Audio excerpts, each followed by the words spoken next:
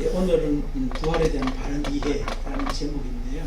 이제 부활절이 곧 다가옵니다. 4월 첫째 주일이 부활주일입니다.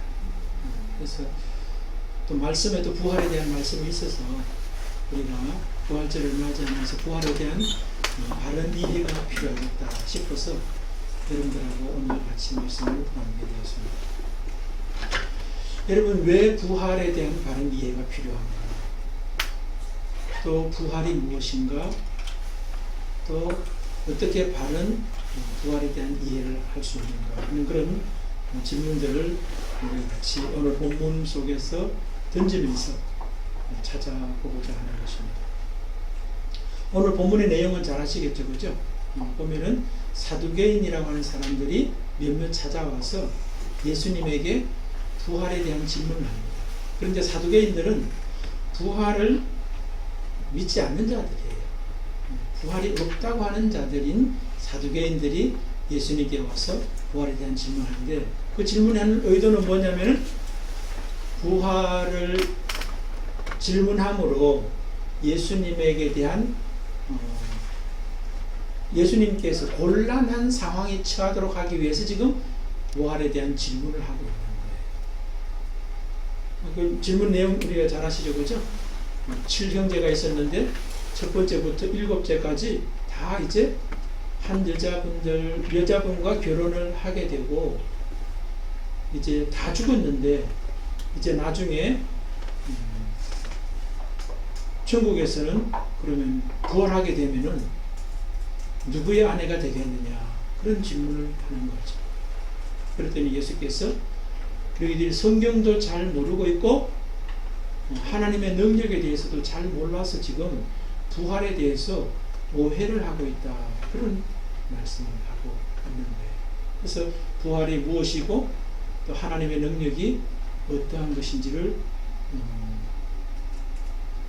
가르침으로 말미암아 주변에 있던 무리들은 그 가르침에 놀라워하는 그런 모습이 오늘 본문의 내용이에요.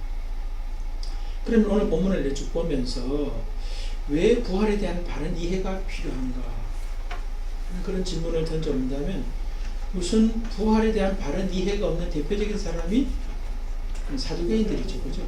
사두개인들의 모습 속에서 부활에 대한 이해가 바르지 못했을 때 나타나는 어떤 그런 결과를 살피면 부활에 대한 바른 이해가 필요하겠다, 그렇게 질문에 대한 답변이 되겠고, 반면 또 예수님의 모습에서는 부활에 대한 바른 이해를 하고 또 부활을 증거하고 계시잖아요, 그죠? 그러니까 예수님의 모습에서는 부활에 대한 바른 이해가 주는 결과를 또 우리가 알 수 있으니까 이 두 사람들을 보면서 왜 부활에 대한 바른 이해가 요청되느냐 하는 답변을 찾을 수 있을 것 같습니다. 첫 번째, 사두개인들의 모습에서 부활이 없으면 어떻게 해야 되느냐 하는 거죠. 이해가 안 됐을 때 어떤 결과가 오죠?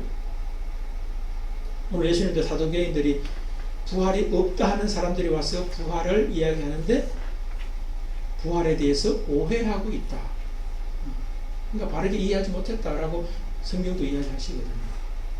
그럼 이 사두개인들의 삶에서는 나타나는 결과가 어떻게 했습니까? 부활을 믿지 않아요. 없다고 해요.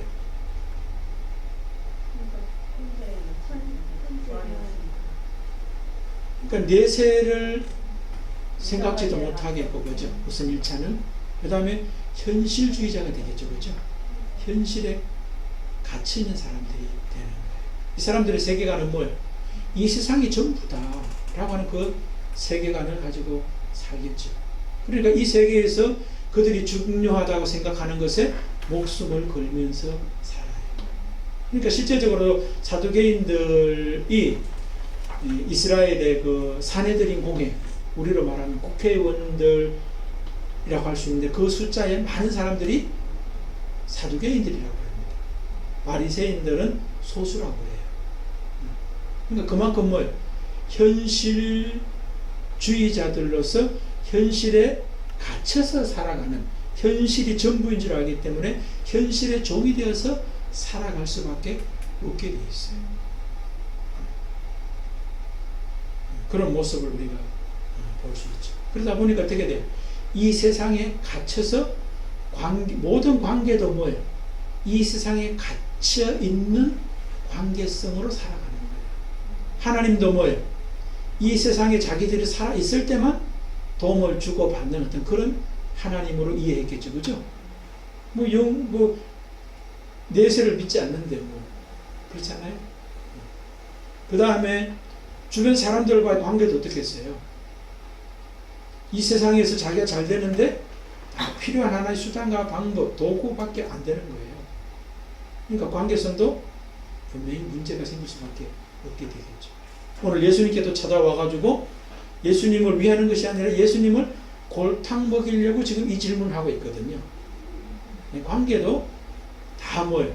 자기 중심에서 관계를 하고 있기 때문에 예수님뿐만 아니라 다른 사람들도 다 자기 중심에서 생각하고 자기를 위해서 필요한 하나의 도구일 수밖에 없는 관계성을 가질 것이고, 또 동시에 뭡니까? 자기 자신에 대한 이해에서도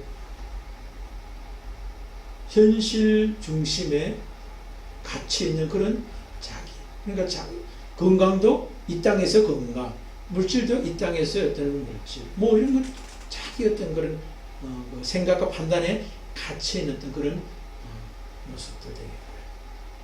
이처럼 한마디로 말하면 현실주의자로서의 한계를 살 수밖에 없는 것이 부활을 이해하지 못한 자의 현실이고 또 결과들이 아니겠나, 그렇게 뭉뚱그려 이야기를 할 수 있겠습니다. 그래서 관계의 빈곤함을 산다, 이렇게 한번 정리를 해보자는 겁니다.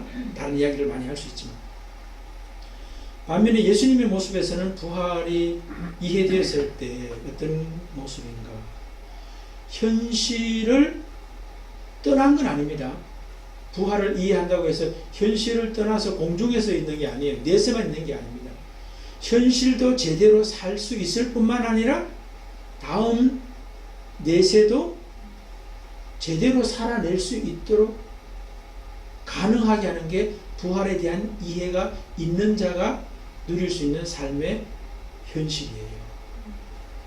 그래서 저는 이런 사람들을 어떤 사람일까 생각해 보니까 현실에 뿌리 박았지만 미래, 영혼을 지향하는 사람이 바로 부활을 이해한 사람만이 살 수 있는, 살아낼 수 있는 그런 풍성함이 있다.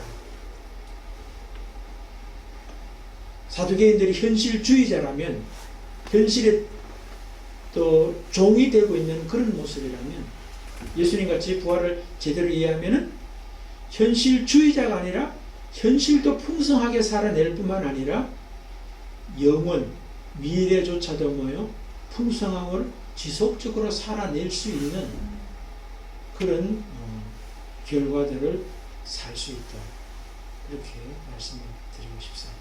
예를 들면 또 쉬운 것, 성경 속에 부활에 대한 이해는 하고 있는데 부활이 삶의 현재 속에서조차, 미래는 우선 놔두고 현재조차 제대로 누려지지 않는 그런 대표적인 사람들이 성경 속에 있어요. 혹시 생각나는 사람 있어요? 부활에 대해서 알고 있긴 있어요. 그런데 그의 삶에 현재에 적용이 안 돼요. 막연히 미래적인 어떤 그런 부활을 이해를 하고 있는 대표적인 사람이죠. 그렇죠. 대단하십니다. 마리아와 마르다는 자기 오빠 나사로가 아프죠, 그죠? 그랬을 때 예수님이 오셔서 좀 고쳐주십시오라고 사람들을 보냅니다. 근데 예수님이 안 오셔요. 안 오실 뿐만 아니라 막 미적미적하면서 의도적으로 안 오셔요. 언제까지 안 오시느냐? 죽어도 안 오십니다. 무덤에 가가지고 냄새가 나도 안 오시는 것처럼. 그런데 이제 무덤에서 썩은 냄새가 이제 날 때가 됐으니 오시죠. 근데 마르다와 마리아가 이제 만나죠, 예수님. 그래서 예수님이 그러잖아요. 네 오빠가 살리라. 네 오빠가 살 거라고 말씀하십니다. 부활을 믿느냐 그런 말씀을 하십니다. 그랬더니 마리아가 둘 다 똑같이 이야기합니다. 미래에 나중에는 부활할 것을 믿습니다. 그런 이야기를 합니다. 그러니까 부활에 대해서 알고는 있는 거죠, 그죠? 그런데 그 부활을 어떻게 알고 있습니까? 미래적인 부활로 알고 있고, 근데 그것은 또 단순히 뭐예요? 시간적 미래뿐만 아니라 개념적 이해로 알고 있다는 게 우리가 알 수 있죠. 왜? 개념이기 때문에 철학적이고 관념적이기 때문에 실용적이, 현재적이 되지 못할 뿐만 아니라 체험적이 되지 못하는 부활을 알고 있는 거예요. 그러니까 부활에 대한 이해가 제대로 되어 있지 않으면 마르다와 마리아처럼 현실에 아무것도 도움이 안 되는 거예요. 더 나아가서 미래는 그때 가봐야 아는 어떤 그런 모습이 되어버리는 거예요. 근데 예수님께서는 부활에 대한 이해를 바르게 가르쳐 주시죠. 그죠? 부활은, 미래의 부활은 당연한 거고, 현재의 부활이 되어야 된다.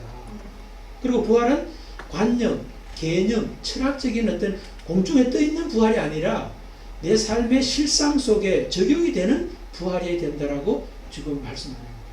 그것이 어떻게 나타납니까?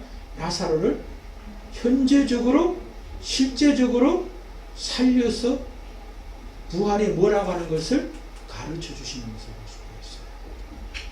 그럼 이제 이 마르다와 마리아가 예전에 알고 있던 부활과 예수님을 통하여 새로 이해된 부활이 다르죠, 그죠?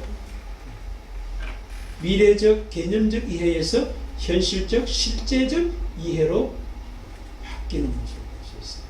그러면 여러분, 부활에 대한 이해가 왜 필요한지에 대한 명확한 답변이 가능한 게 된 것을 볼 수 있습니다. 축복을 드립니다. 여러분들도 부활에 대한 소식은 부활절뿐만 아니라 많은 시간 우리가 듣고 이야기를 하죠. 그러나 그 부활이 마르다와 마리아처럼 우리에게 남아있을 수 있는 거예요. 그런데 오늘 예수님께서는 부활에 대한 바른 이해만이 뭐예요? 우리의 삶을 현재적으로 또 더 나아가 미래적으로, 실제적으로, 체험적으로 부활이 적용된 삶을 살아야 된다라고, 그런 부활 이해가 되어야 된다라고 말씀을 하고 있다는 것입니다. 좀 그렇게 되려면 그럼 부활이 뭐냐는 거죠. 뭐가 부활이냐? 라고 하는 질문을 자동하게 되는 겁니다. 근데 오늘 부활에 대한 이야기를 이제 사두개인들은 부활이 없다고 그러고 예수님 부활이 반드시 있다고 대답하는데, 사두개인들이 이해하는 부활은 부활이 없다고 했지만 그래도 혹 있다면 이라는 어떤 그런 가정과 전제하에서 결혼에 대한 부부에 대한 이야기를 지금 이야기하고 있죠. 그렇죠? 그럼 이 사람들은 부활에 대한 그 이해를 없다고 생각하지만, 믿지도 않는 사람이지만 있다고 가정하더라도 이들이 생각하고 이야기하는 부활은 어떤 거죠? 그리고 예수님께서 부활은 이것이야 라고 하는 말씀을 하고 있는데, 예수께서 말씀하는 부활은 그럼 뭐냐는 거예요. 사두개인들이 부활에 대한 이해는, 그러니까 이 땅에서도 결혼하죠. 그렇죠? 결혼합니다. 신명기에 있는 그 말씀처럼 이제 결혼해요. 병이 이제 결혼했다가 죽으면 수혼 또는 형사치수라고 이야기합니다. 형수와 결혼하는 수혼, 형이 죽으면 치수, 형수를 취하는 것 같은 말이에요. 수혼이나 형사치수라고 하는 관습이 있었어요. 유대인들에게는요. 그러니까 이 땅에서 뭐 형들이 이제 다 죽고 이제 막내 이제 7번째까지 이제 결혼해가지고 이제 다 죽고 난 다음에 부활한다면, 부활이 있다면 거기에서는 누구하고 이제 사느냐는, 누구의 아내가 되겠냐고 하는 이 질문하고 있다고 하는 걸 보면은 이 사람들이 이해하는 부활은 현실과 연속된 걸로 보는 거예요. 이 땅의 어떤 생물학적인 모습, 관습적인 모습, 전통적인 모습의 연결로서의 부활을 이야기하는 거예요. 그죠? 그러니까 물리적인, 생물학적인, 관습적인 어떤 그런 부활로 이 사람들은 생각하고 있는데 그것이 아니라는 겁니다. 그것은 오해다 라고 하는 말씀을 예수께서 하시는 거예요. 그럼 예수께서 말씀하시는 부활은 뭐냐? 이렇게 물으는다면 뭐라고 대답해야 되겠습니까? 예수님이 지금 그 사두개인들에게 말씀하시는 거 보면은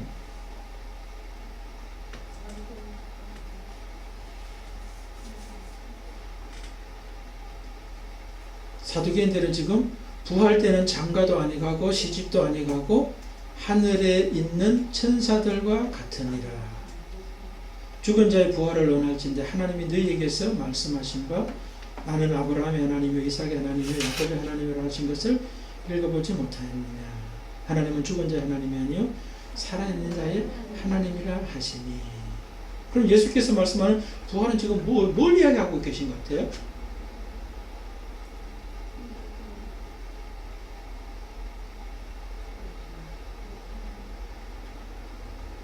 예수께서 부활.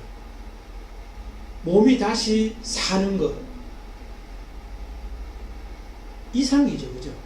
생물학적 이상입니다.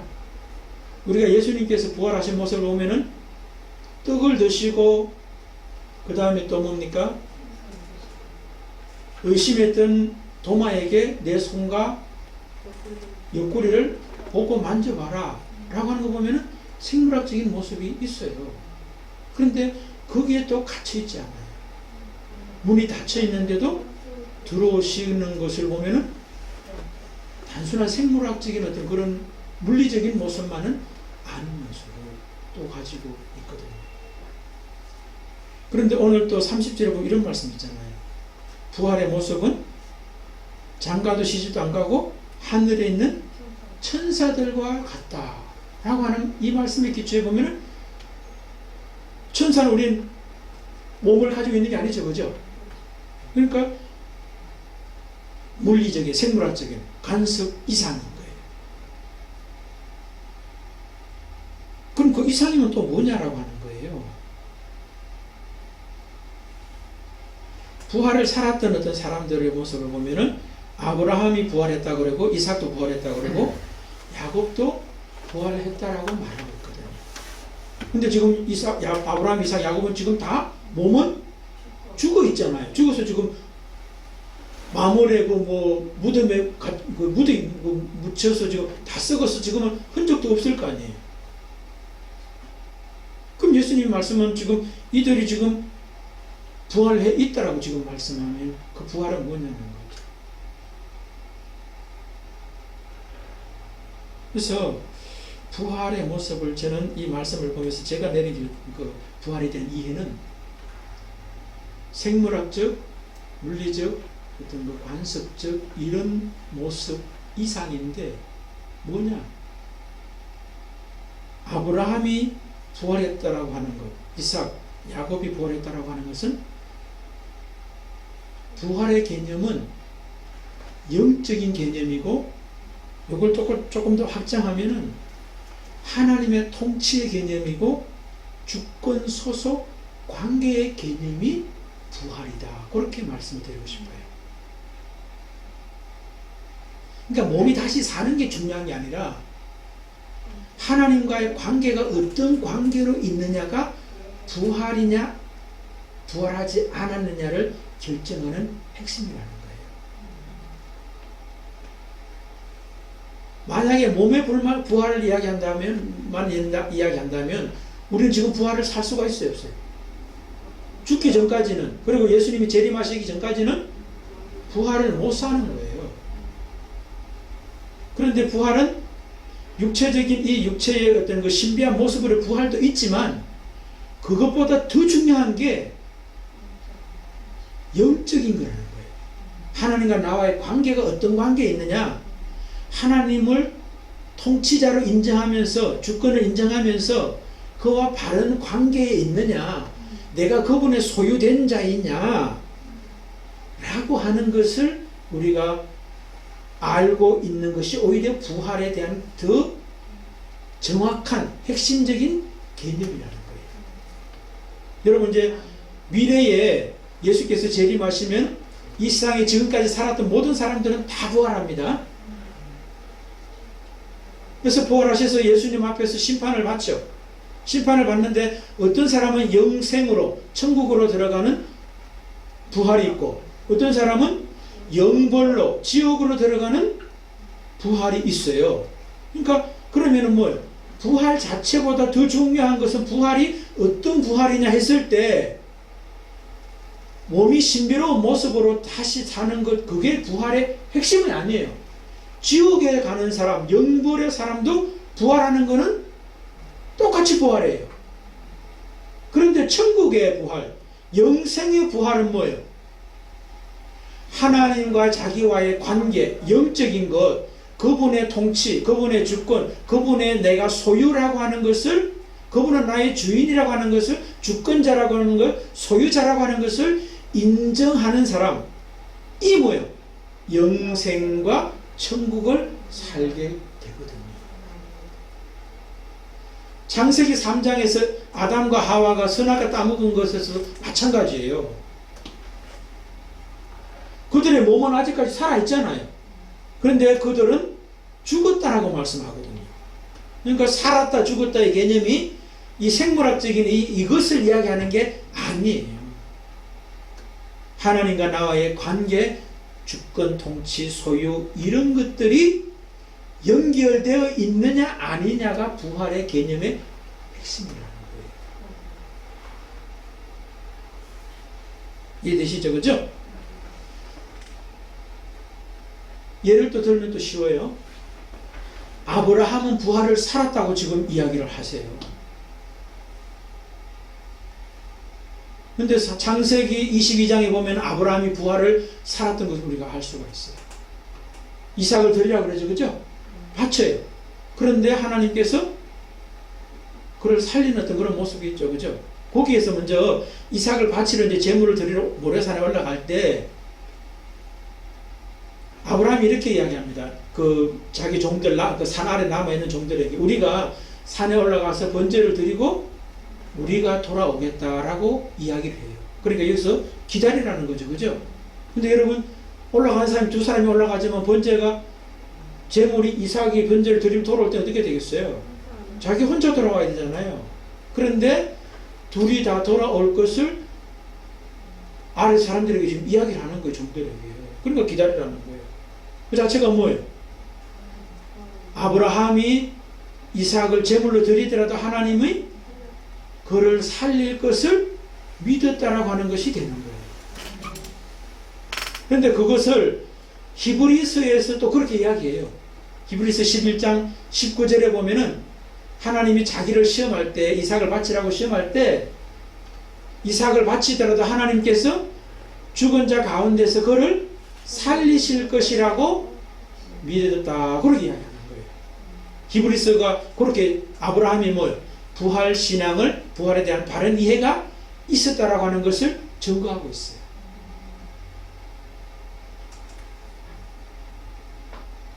그러니까 아브라함에게는 뭐예요? 이삭을 현재 지금 제물로 바치는 것이 문제가 돼야 안 돼요? 안 되는 거죠. 부활 신앙이 있으니까. 그래서 하나님께서 바치라고 했을 때도 그 다음날 바로 일찍 일어나서 바치러 가는 모습을 볼 수가 있어요. 아내하고도 상의 안 해요. 가서 뭐예요? 다시 살아서 데려올 건데 뭐가 문제가 되겠어요? 그러니까 문제가 안 되니까 아브라함의 현재의 또 뭐예요? 부활에 대한 바른 이해가 있으니까 이삭을 바쳐야 되는 그 상황 속에서도 바칠 수 있는 사람으로 사는 거예요. 그리고 또 그의 미래는 뭐 당연하겠죠. 어떤 일이 펼쳐지더라도 하나님의 주권, 통치, 나는 그분의 소유된 자로서 사니까 문제될 게 아무것도 없는 거예요. 축복을 드립니다. 여러분과 저도 이 세상에 문제가 되지 않는 부활을 바르게 이해하고 누리고 전하며 사시기를 주의 이름으로 축복을 드립니다. 아멘. 예, 남영선 집사님 아멘 하시네. 예. 마스크가 움직였어요.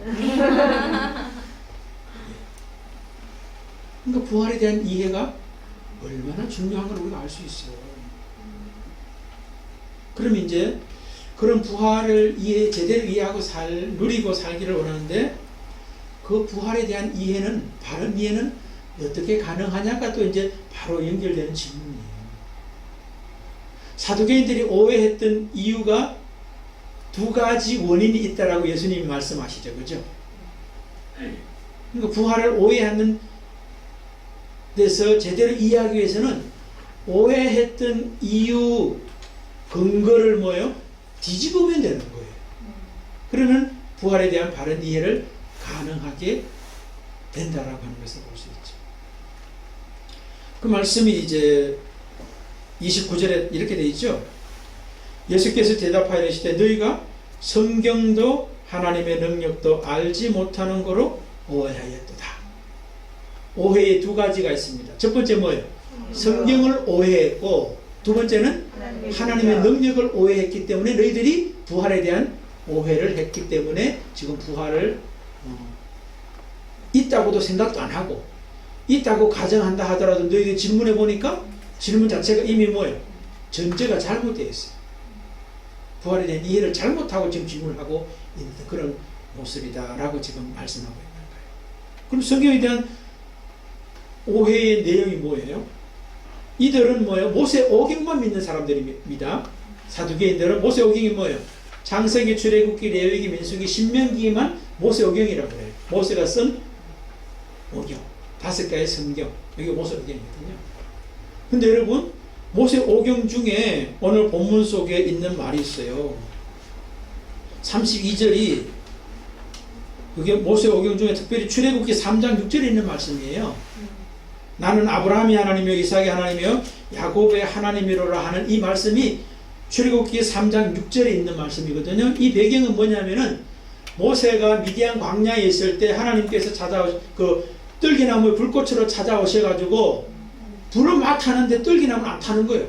그러니까 모세가 그것을 보면서 이상히 여기서 가까이 갑니다. 그랬더니 여기는 거룩한 곳이니 신발을 벗으라는 그런 말씀을 하나님이 하세요. 그러면서 이제 이스라엘 백성들이 애굽에서 이처럼 고통을 받고 있으니까 네가 가가지고 출애굽시키라, 구원해라 하는 그런 이야기를 합니다. 그러면서 자기를 누구로 이야기하냐면은 바로 이 이야기를 하는 거예요. 내가 아브라함의 하나님이고 야곱의 하나님이요 이삭의 하나님인데 네가 가서 구출해라, 출애굽시키라 하는 그런 이야기를 하는 말씀이 바로 출애굽기에 있는 모세 오경만 믿는 이 사두개인들이 믿는 그 성경 속에 있는 말씀인데, 그 말씀을 사두개인들은 오해했기 때문에 부활에 대한 오해를 했다는 거예요. 그럼 어떤 오해를 했냐? 여러분, 우리가 이 말씀을 보면은 모세 시대 때도 마찬가지지만 또 이 말씀을 읽고 있는, 지금 듣고 있는 사두개인들도 뭐예요? 성경 속에 아브라함, 이삭, 야곱과는 시대적으로 뭐예요? 많은 차이가 나는 어떤 그런 사람들이잖아요. 그러면 나는 아브라함의 하나님이요가 아니라 뭐라고 해야 돼요? 그렇지, 과거형으로 써야 되잖아요. 나는 과거에 아브라함의 하나님이었고 야곱의 하나님이었고 이삭의 하나님이었는데 지금 내가 너에게 이런 말을 한다라고 이야기해야 될 거 아니에요. 그런데 뭐예요? 하나님은 지금도 아브라함의 하나님이고 야곱의 하나님이고 이삭의 하나님으로서 내가 너에게 지금 이 말을 한다라고 지금 말씀을 하고 있다는 거예요. 그러니까 현실적인 지금 현재적 하나님을 지금 이야기를 하고 있는 거예요. 과거에 죽은 자의 하나님이 아니라 산 자의 하나님이라고 지금 말씀하고 있다는 거예요. 근데 사두개인들은 지금 죽은 자로서의 하나님이시지 산 자의 하나님으로 알지 못했기 때문에 부활이 없다라고 하고, 부활이 있다 하더라도 잘못된 이해를 가지고 예수께 와서 지금 질문을 하고 있는 그런 결과를 가져온다는 거예요. 그러니까 성경에 대한 오해라는 거죠. 그럼 왜 그렇게 했을까? 자기들이 이해하는 성경을 이해했어요. 그리고 조금 더 확장하면 뭐예요? 사두개인 자신뿐만 아니라 사두개인파는 이제 집단, 다윗 시대의 사도계라고 하는 제사장의 후손들이 사두개인들이에요. 그런데 뭐예요?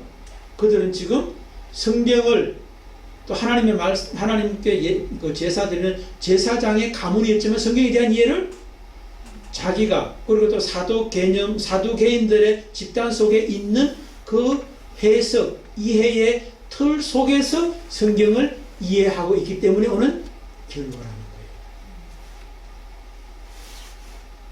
그럼 어떻게 해야 되느냐? 성경에서 말씀하시는 그것을 그대로 우리가 받아들여야 된다는 거예요. 조금 더 이제 확장해서 해석하면 내가 성경을 이해하고 해석하는 것이 아니라 성경이 나를 이해하고 해석하게 해야 되는 것이 성경에 대한 오해를 없애는 방법이라는 거예요. 근데 여러분, 우리들도 그런 경우 많습니다. 성경을 우리식으로 이해해요. 특별히 하나님의 주권, 하나님의 통치라고 하는 관점에서 이해하는 것이 아니라 나 중심, 나에게 무엇이 좋은가, 나에게 무엇이 은혜의 그 기쁨이 되는가, 이런 관점에서 나를 주인으로 놓고 성경을 해석해요. 그게 바로 내가 성경을 해석하는 모습이라는 거예요. 사도개인들하고 같은 거지. 그런데 그렇게 해석하면 안 된다는 거예요. 반대로 해석해야 되는 거예요. 성경이 나를 해석하게 해야 된다는 거예요. 그 대표적인 게 저런 거 있어요. 내게 능력 주시는 자에서 내가 모든 것을 할 수 있다. 그 말씀도 우리는 대부분의 경우 어떻게 해석합니까? 배고픈 사람은 뭐예요? 배부르게 해주신다라고 이야기해요.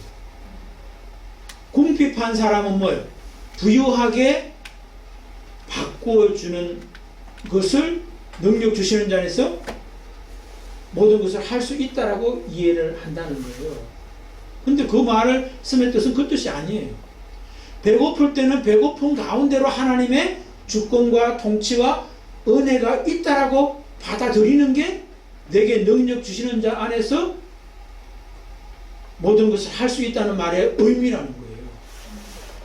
그 말 한 문장만 달랑 뜯어서 이해를 하니까 오해를 한다는 거예요. 그런데 그 본문이 있는 앞뒤 문맥을 보면 뭐예요?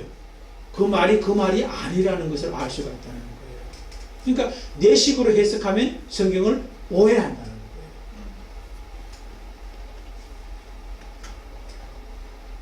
그러니까 여러분들 그 사도 바울도 보십시오. 뭐 성경뿐만 아니라 자기 삶에 대한 해석도 자기가 이해하고 해석하면 안 돼요. 하나님이 어떻게 이해하고 해석하는지 말씀해 주시는 대로 받아들여야 된다는 거예요. 우리가 잘 알듯이 사도 바울도 육체의 가시 때문에 괴로움을 당하잖아요. 내 속에 펼쳐진 환경이에요. 내 육체에 임한 어떤 그런 사건이죠. 그것을 자기가 제일 처음에 해석하죠. 그러니까 어떻게 돼요? 하나님 이 육체의 가시를 없애주십시오. 그렇게 해석하고 받아들였기 때문에 하나님이 또 그것을 해결해 달라고 이제 기도를 하잖아요. 근데 하나님이 내가 경험한 현재를 해석을 어떻게 해주세요? 내 은혜가 내게 족하다라고 해석을 해주시는 거예요. 그러니까 나 중심으로 본다면 아프죠. 고통스럽죠. 힘들어요. 그러나 하나님의 해석을 받아들이니까 수용하는 거예요. 아, 하나님이 내가 교만하지 말라고 주신 하나의 또 은혜의 사건이구나. 이렇게 받아들여버리는 거예요. 그러니까 뭐예요? 육체의 가시가 사라진 게 아니에요. 그런데 불구하고 그것이 뭐예요? 오히려 감사가 돼버리는 거예요. 은혜가 돼버리는 거예요. 그게 바로 뭐예요? 내가 성경을 해석하는 것이 아니라 성경이 나를 해석하게 하라는 말의 의미라는 거예요. 그 다음에 또 하나 오해하는 게 뭐가 있습니까? 사두개인들 오해한 게 뭐예요? 하나님의 능력을 오해하는 거예요. 하나님의 능력을 오해했다. 사두개인들이 하나님의 능력을 어떻게 오해했습니까? 우선 1차적으로 이 사람들은 뭐예요? 현세가 끝이지 다음 세상은 없다라고 이 사람들은 생각하는 사람들이잖아요. 그러니까 하나님의 능력은 이 세상에 제한되어 있는 거예요.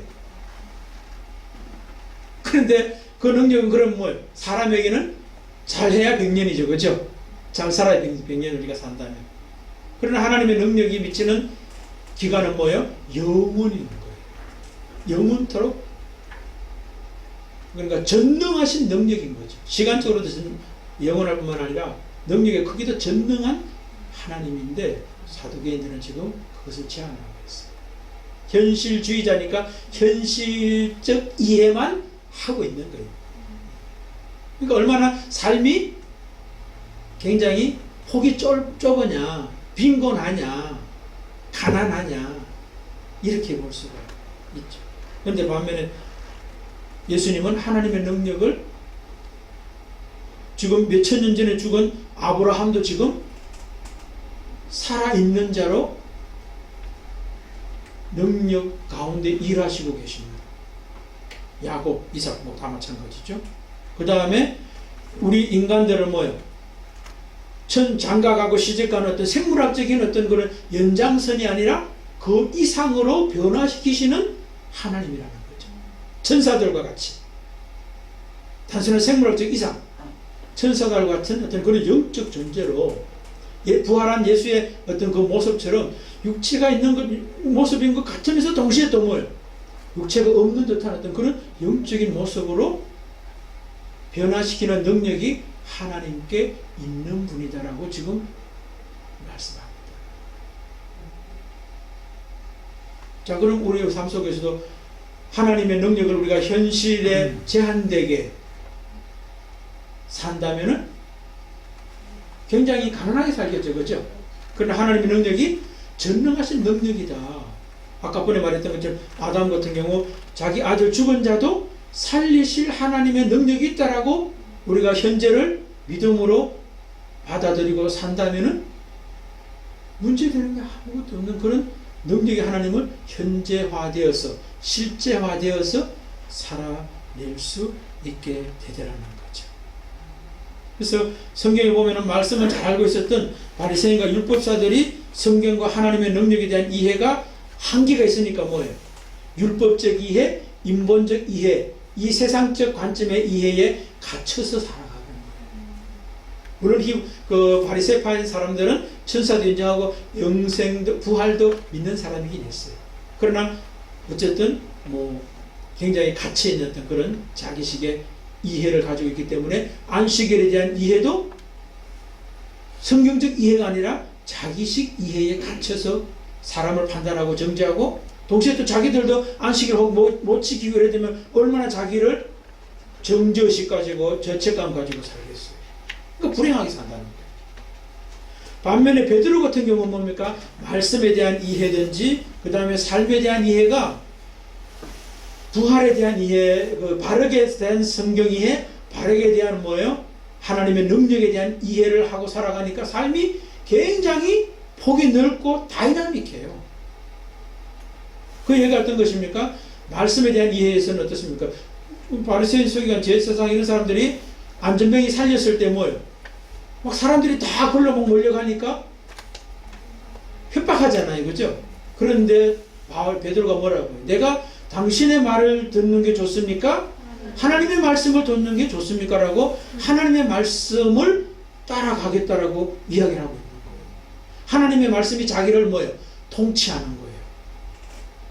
그게 바로 이미 부활을 살고 있는 거예요. 어떤 부활? 특별히 영적인 부활과 혼적인 부활을 이미 살고 있는 거예요. 아직까지 육적인 부활은 아니죠. 그죠? 그 베드로가 죽진 않았으니까 육적 부활은 아니지만 이미 하나님과의 관계와 그 다음에 하나님이 그 통치하시는 어떤 그 관계에서 주는 혼적인 지정의 내 인격이 뭐예요? 하나님에 대한 이해와 하나님에 대한 감정적 동의와 하나님에 대한 의지적 순종이 행동이 적용되어 있는 현재로 지금 나타나고 있다는 거예요. 그게 바로 부활을 현재적으로 실제적으로 살고 있는 베드로의 모습. 어떻게 가능했냐? 말씀이 자기를 붙잡고 있는 거예요. 동시에 또 자기도 그 말씀에 붙잡힌 바 되어 있는 모습이라는 거예요. 또 동시에 뭡니까? 같은 사건이죠. 성전 미문에 앉아있던 안전뱅이를 일으킬 수 있는 어떤 그런 모습이 자기가 일으키는 게 아니죠. 그죠? 예수 그리스도의 이름의 능력이 일으킨다는 것을 자기가 수용하고 있기 때문에, 믿고 있기 때문에 뭐예요? 내게 있는 것은 그 사람이 원하는 은과 금은 없지만 내게 있는 것으로 내게 주노니 나사렛 예수 그리스도의 이름으로 일어나 걸으라라고 말하면서 손을 붙잡아 일으키는 걸 볼 수 있어요. 그러니까 예수 그리스도 이름의 능력이 베드로에게 뭐 적용되어 있잖아요. 그리고 적용하고 있잖아요. 그러니까 그런 사건이 일어나는 거예요. 그럼 여러분들이 이렇게 말씀하실 거예요. 그건 성경에 있는 이야기 아니냐? 그렇죠. 성경에 있는 이야기인데 그게 그럼 성경 속에만 있고 우리의 현재 속에는 그것이 경험되지 않느냐? 그렇지 않아요. 저는 제 자신의 모습을 보면서도 하나님께서 그 일들을 하고 있다는 것을 많이 경험하고 있거든요. 그 대표적인 게 저는 예전에 생각이 많은 사람이었어요. 생각이 많으면 다른 말로 뭐가 많아요? 그렇지. 고민, 걱정이 많은 사람이에요. 그러니까 얼마나 피곤하겠어요. 거기다 또 완벽주의 어떤 그런 성향이 있어가지고 굉장히 피곤한 인생을 살았어요. 그리고 다른 사람도 피곤하게 만들고 살았겠죠, 당연히. 그런데 하나님의 주권, 하나님의 나라를 통치하신다 라고 하는 것들을 하나님께서 저를 훈련을 통해서 많이 세워주셨던 것 같아요. 그러니까 이제 순간 또 그런 생각들이라든가 환경이 펼쳐지면 막 흔들려요. 그런데 그 시간들이 가면 갈수록 이제 단축이 돼요. 이해가 되고 해석이 되죠. 내가 지금 또 내 인생의 사건의 주인이 되어서 내가 이렇게 생각하고 판단하고 염려 걱정하고 있네 하는 걸 빨리 깨닫는 시간이 더 빨라져요. 그러면서 맡기는 시간도 더 빨라집니다. 하나님이 다스리지. 그러니까 내려놓는 거예요. 한 예를 들면 또 쉽죠. 쌍둥이 이제 아직 어리잖아요. 그런 걸 보면은 초등학교 이제 어렸을 때 더 했어요. 학교 보내고 나면 온갖 생각이 딱 들 때가 있어요. 혹시 뭐 교통사고 났나? 이런 생각이 문득 들어요. 어리버리 하다가. 근데 그 생각은 누구 생각이에요? 내 혼자 하는 생각이에요. 가서 학교에서 공부 잘하고 학교에서 집에 잘 와요. 근데 혼자 그냥 찢고 뽑고 그냥 삶고 하고 앉았는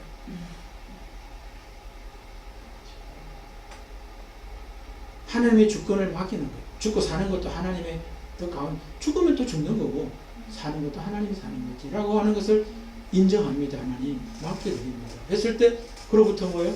서서히 자유함이 오는 거예요. 그러니까 부활은 여러분 내 자신뿐만 아니라 관계뿐만 아니라 모든 환경 속에서 죽었다 살아나는 생물학적이고 어떤 그 관습적이고 어떤 전통적이고 이런 것이 아니에요. 하나님과 나와의 관계, 주권, 통치, 소유 이런 개념이 부활의 핵심적인 개념이라는 거예요. 그럼 현재도 부활을 살 수 있어요, 없어요? 현재도 사는 거예요. 그리고 영혼의 관점에서도 살게 되고 특별히 이제 전적 관점에서 살게 되는 거예요. 지금은 영과 혼에서 부활을 살 수 있다면 미래에는 뭐예요? 내 몸까지 이제 전적 부활을 경험하게 되는 거죠. 그러나 여러분 지금도 우리는 부활을 살아야 되는 거예요. 지금 영적 부활과 혼적 부활을 살지 못하는 사람이 육적인 부활을 살 수 없어요. 아시겠어요? 그런데 그렇게 되려면 뭐예요? 시간이 걸려요. 지금 제대로 지금 그 아브라함 같은 경우는 뭐예요? 오랜 시간이 걸렸죠, 그렇죠? 이삭 바치는데 오랜 시간이 걸렸어요. 하나님의 주권, 통치, 하나님이 나하고 어떤 관계에 있는지를 배우게 하기 위해서 하나님은 뭐예요? 우리를 훈련해요. 세워가요. 그러니까 여러분들 현재 속에 어떤 일들이 일어나더라도 그것은 뭐예요? 부활을 제대로 이해하게 하기 위한 하나님의 사건들인 거예요. 아시겠죠? 그러니까 여러분들 삶에서 펼치는 모든 사건 어느 하나 큰 거든 작은 것 모든 것이 다 부활을 제대로 이해하면서 부활을 누리고 전하면서 살 수 있는 사람으로 세우려는 하나님의 사건인 거죠. 그러니까 오늘 사두개인들에게도 예수님이 지금 너희들이 부활에 대한 오해할 수밖에 없었던 이유가 성경에 대한 오해고 하나님의 능력에 대한 오해가 너희들의 현재를 불행하게 만들었다라고 말씀해 주면서 부활에 대한 바른 이해로 초청해 주시듯이 우리의 삶도 끊임없이 부활로 초청하시고 바른 이해로 부활을 살아낼 수 있는 전할 수 있는 사람으로 세우시는 주님이 우리의 주님이신 것을 믿고 복되게 사시기를 주의 이름으로 축복합니다. 아멘.